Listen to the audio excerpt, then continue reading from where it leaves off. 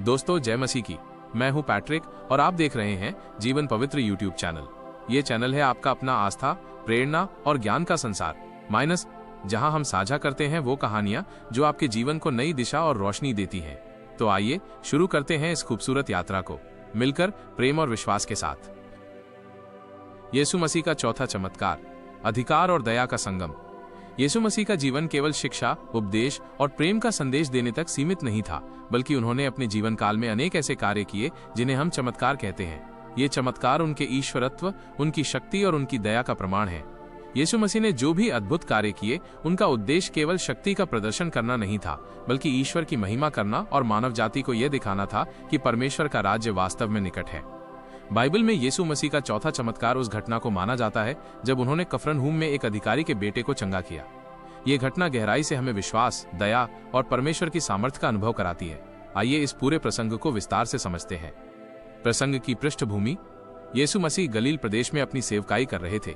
इससे पहले वे कई नगरों और गांवों में प्रचार कर चुके थे और अनेक लोग उनके उपदेशों व कार्यों से प्रभावित हो चुके थे।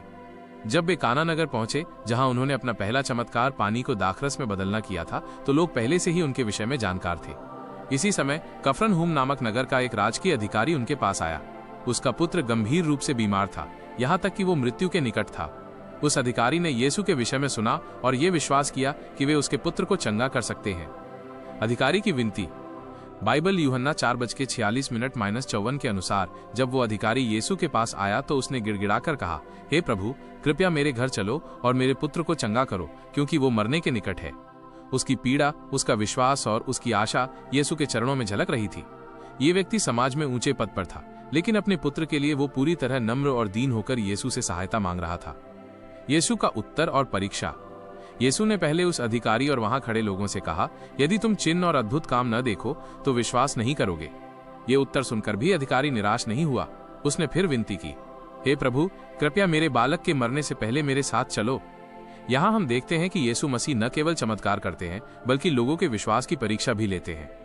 अद्भुत वचन और चमत्कार। यीशु ने उस अधिकारी को देखा और केवल इतना कहा, जा, तेरा पुत्र जीवित है। यहाँ ध्यान देने योग्य बात यह है कि यीशु ने उसके घर जाकर हाथ नहीं रखा, न ही किसी रस्म का पालन किया। उन्होंने केवल अपने वचन द्वारा चमत्कार कर दिखाया। अधिकारी ने यीशु के वचन पर विश्वास किया और वापस लौट गया। विश्वास की विजय। जब अधिकारी अपने घर की ओर लौट रहा था, तभी उसके दास उसे रास्ते में मिले और उन्होंने ये शुभ समाचार दिया कि उसका पुत्र चंगा हो गया है। उसने समय पूछा कि किस घड़ी में उसका बेटा अच्छा हुआ, तो उन्होंने कहा, कल 7वें घंटे में उसका ज्वर उतर गया। अधिकारी ने तुरंत समझ लिया कि वही समय था जब यीशु ने कहा था, तेरा पुत्र जीवित है। इस घटना के परिणाम स्वरूप न केवल अधिकारी स्वयं, बल्कि उसका पूरा परिवार यीशु मसीह पर विश्वास करने लगा। इस चमत्कार से मिलने वाली शिक्षा। यीशु मसीह के इस चौथे चमत्कार से हमें कई गहरी आध्यात्मिक शिक्षाएं मिलती हैं। एक विश्वास ही चमत्कार की कुंजी है। अधिकारी ने पहले यीशु से साथ चलने की प्रार्थना की, लेकिन जब यीशु ने केवल वचन दिया, तब भी उसने विश्वास किया। यह दर्शाता है कि परमेश्वर के वचन पर विश्वास करना ही सच्चा विश्वास है। 2. यीशु का अधिकार और शक्ति। यीशु ने यह दिखाया कि उनकी शक्ति समय और स्थान की सीमाओं से परे है। वे बिना वहां गए केवल अपने वचन से किसी को चंगा कर सकते हैं।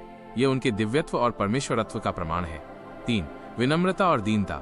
अधिकारी ऊंचे पद पर था, फिर भी उसने घुटनों पर आकर यीशु से प्रार्थना की। यह दर्शाता है कि चाहे मनुष्य कितना भी बड़ा क्यों न हो, ईश्वर के सामने सभी समान और दीन है। 4. परिवार पर प्रभाव। जब अधिकारी ने चमत्कार देखा तो उसका पूरा परिवार विश्वास में आया। यह दिखाता है कि एक व्यक्ति का विश्वास पूरे परिवार के उद्धार का कारण बन सकता है। आज के समय में इसका महत्व। आज भी ये चमत्कार हमारे लिए उतना ही प्रासंगिक है। जीवन में कई बार हम कठिन परिस्थितियों, बीमारी, आर्थिक संकट या मानसिक पीड़ा का सामना करते हैं। ऐसे समय में हम भी उस अधिकारी की तरह यीशु से विनती कर सकते हैं। यीशु आज भी अपने वचनों के द्वारा लोगों को शांति, चंगाई और उद्धार प्रदान करते हैं। प्रश्न ये है, क्या हम उनके वचन पर उतना ही विश्वास करते हैं जितना उस अधिकारी ने किया? निष्कर्ष। यीशु मसीह का चौथा चमत्कार हमें यह सिखाता है कि विश्वास बिना देखे होना चाहिए। अधिकारी ने अपने पुत्र को चंगा होते हुए नहीं देखा, उसने केवल यीशु के वचन को स्वीकार किया और वो वचन पूरा हुआ।